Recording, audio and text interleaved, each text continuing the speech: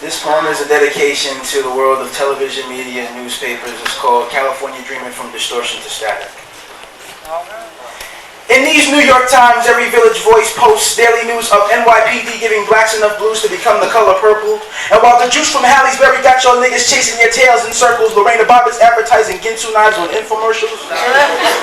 Every network is a fox quite sly, showing you that blacks were born to die. Don't you know you mean to tell me Negroes don't exist in 90210?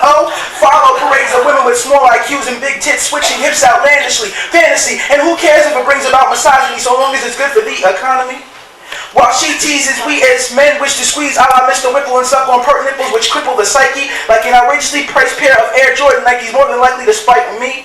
See, my mama is a whore with hair freshly primped and my daddy is a pimp with a pronoun limp.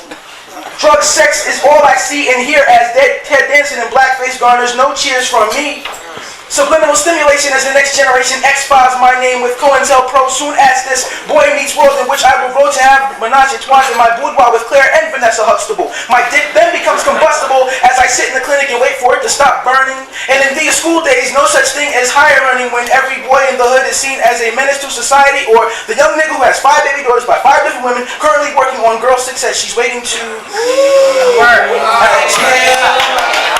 So perhaps it's poetic justice that OJ didn't rot in jail. See, HBO is for house blacks only, and when it's showtime, it's kill a nigga, fuck a bitch, pimp a whole time. And CNN, cool nigga network with women who smile when the EPT test is positive, flying on the wings of tampons to far-gone conclusions. And as far as confusion goes, if a man you've never met before suddenly gives you flowers, it's a funeral and your black ass is the guest of honor. Cause some life in which the Negro always dies first. And if you play the Rodney King tape in reverse, you get a satanic message that's hard to disguise. And if the revolution will not be televised, it will be brought to you via pay-per-view for the new fall season. And Don King will be promoting your fight for black freedom. Because Uncle Sam's not mad about you being here, so he advertises plenty of malt liquor, so your vision will never be 2020. So nigga, take a sip and hip hip hooray for Hollywood. Asking yourself, should I plot coup d'etats? Or maybe daydream about Pam Anderson's bodacious tatas? Or maybe shout one last hurrah for the live and the living color folk in the 11 o'clock news chokeholds. Behold as the next generation of voyagers make Star Treks to Uranus,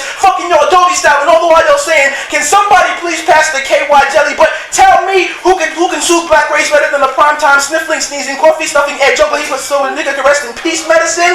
And before I hit that turkey off now, I realized that the only time Hollywood ever saw black Estevan was when that white lady was in the, when the black lady was in the Mercedes giving Hugh Grant a blowjob. So look, if you don't understand what I mean, they're gonna have Tom Hanks playing a role of a black man in his next movie, and it's called Amateur Night at the Apollo 13, and I'm gone.